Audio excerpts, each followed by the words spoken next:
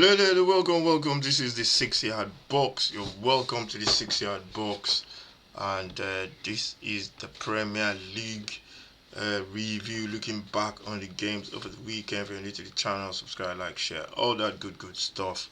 Got the lights in my eyes there a little bit, and yeah, let's get straight into it. Make sure you follow, like, share, all that kind of good stuff. This is the 6 yard box, the football show. You're welcome to the Premier League review. Looking back on game day 2 in the Premier League, and yes,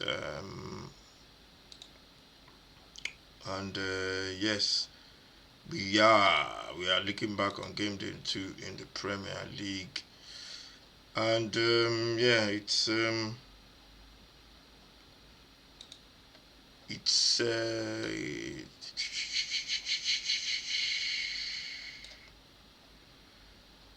it's game day 2 in the Premier League, and yeah, we're just gonna be looking back on the games. It was a very interesting weekend, and yeah, this is game day 2. This is the review. If you're new to the channel, subscribe, like, share. This is the football show, and this is a game day 2 in the Premier League, and this is week 2 review. uh,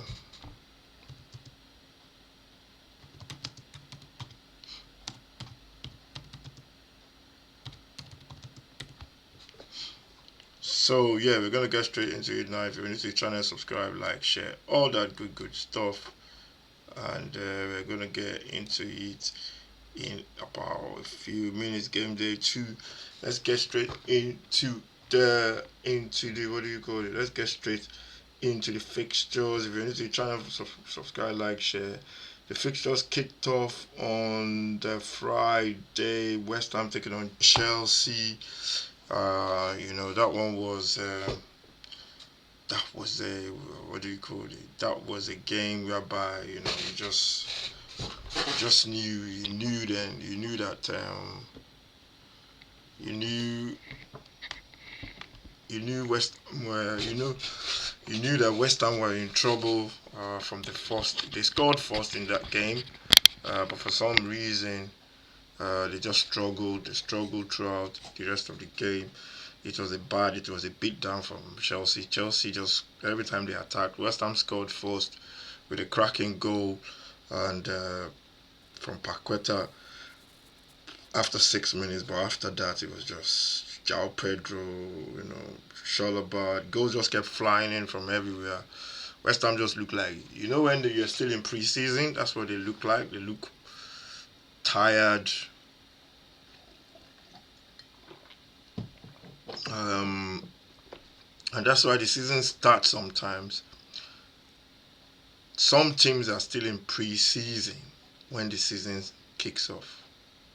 The fitness level, everything is still pre-season settings when the league kicks off, and that's why you see so many teams struggle. It takes them up to maybe 5, 10 games, even longer before they get their fitness, and that's what happened to West Ham. They struggled. They completely struggled, and they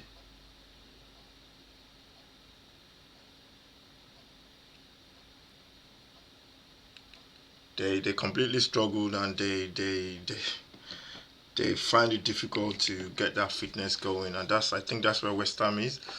So that was a beat down from Chelsea. Chelsea looked really good. After they scored the goals, it was just like West Ham just couldn't get close to them at all, and it could have been embarrassing, man. But I think 5-1, basically just 5-1. Basically, I think it could have been more for Chelsea, but for West Ham.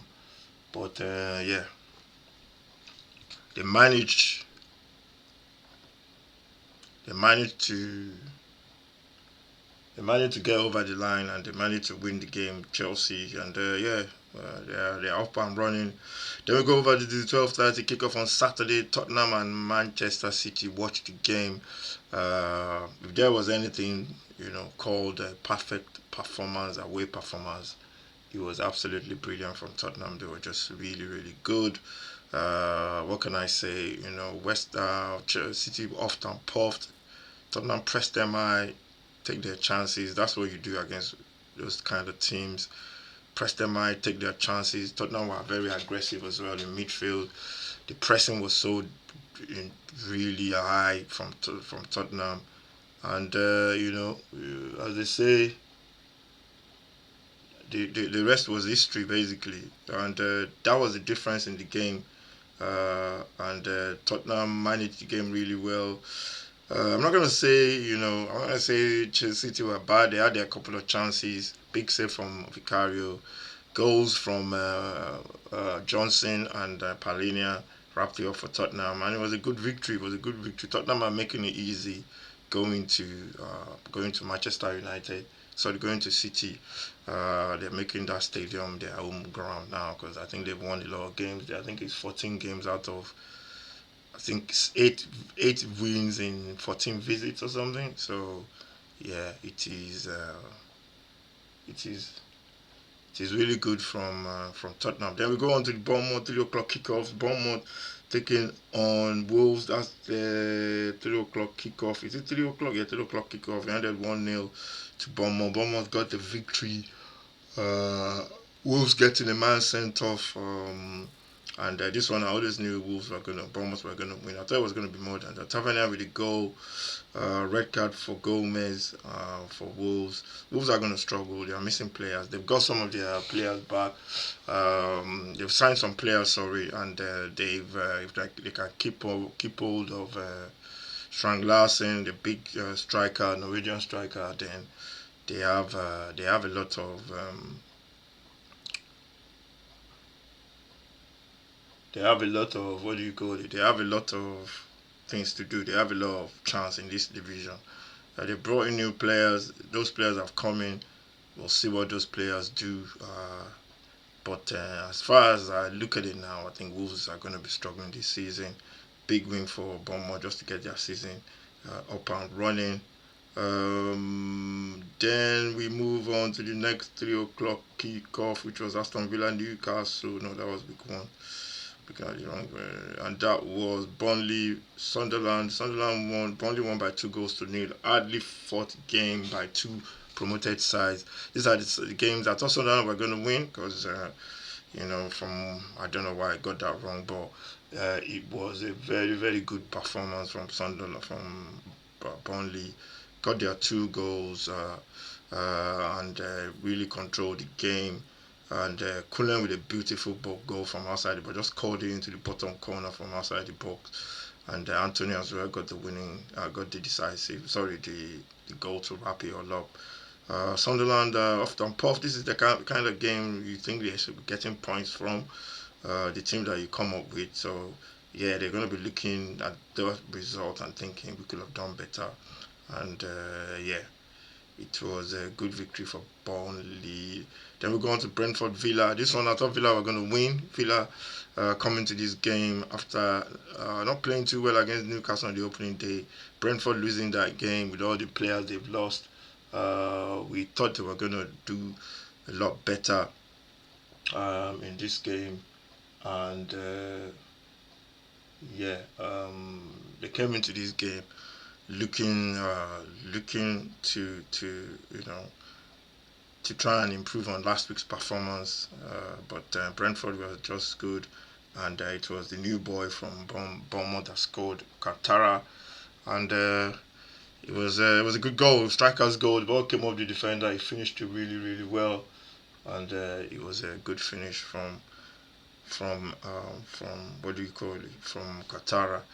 And yeah, Villa, I think they need some injection. They've not signed any player, but I think they need a little bit more injection. They will go on to the 5 o'clock kickoff. Arsenal versus Leeds. Arsenal made a lot of work of this. Struggled in the first half. Second half, goals from Timber. 2 goals from Timber. Saka with a goal as well from outside the box, just smashed it in. He was injured earlier on. That's on a downer for a down note for Arsenal. Goykoros grabbed a goal as well, and also a penalty for Arsenal. Arsenal, those kind of games they should win. not going to judge them on that. So we look forward to. I'm not yet impressed with Arsenal. The 2 games in, um, played against Manchester United, not so good. Then Leeds, you have to beat the team in front of you. They beat Leeds, and they have to. The next one is Liverpool, and they have to really show what they can do in that game. They have to really. Liverpool, one thing for sure, Liverpool they're gonna bring the game to them. So Arsenal, they're in for a really really tough match that day. So. Um,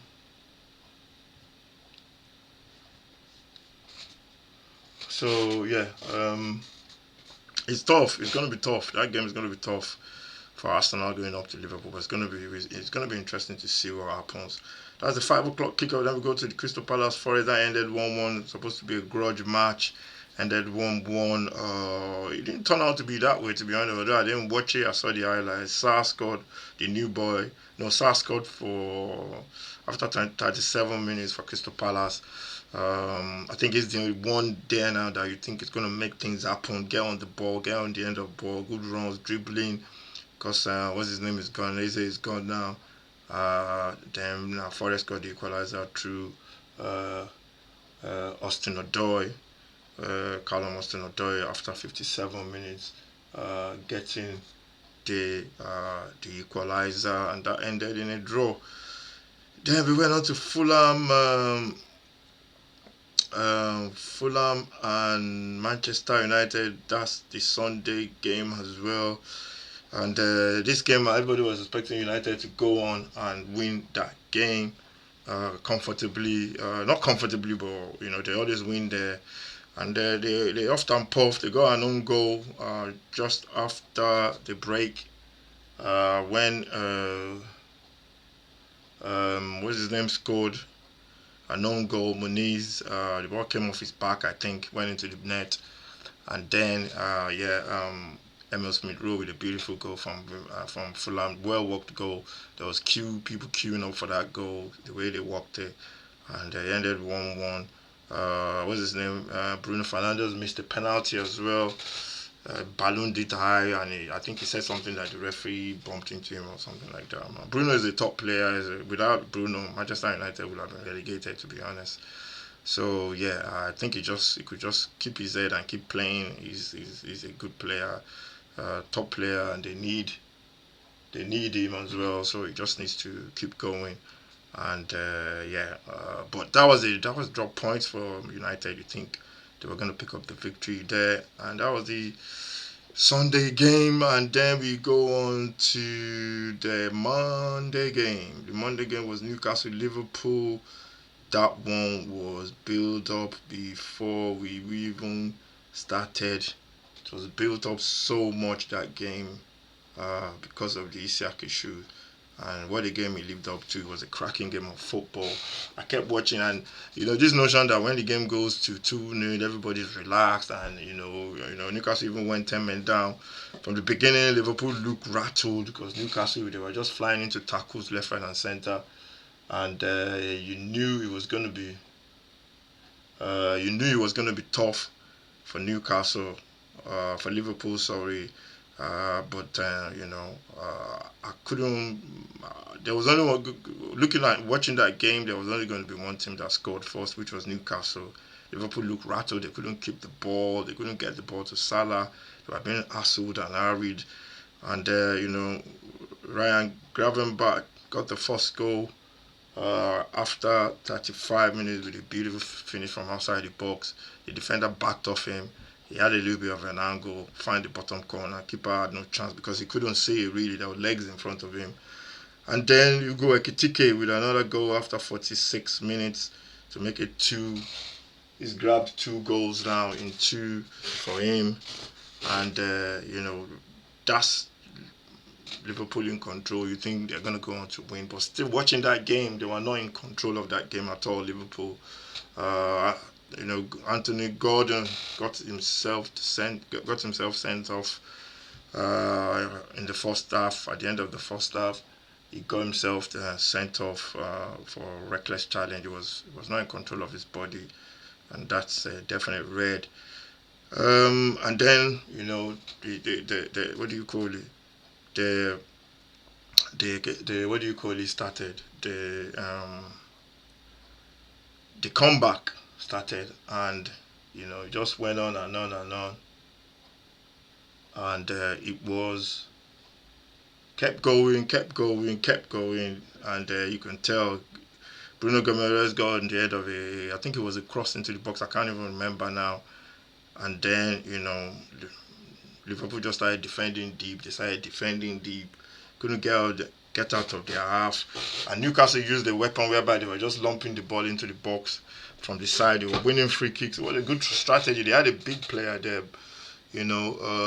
What's his name? Bones. He's massive. So they just get the ball or get the flick-ons off him.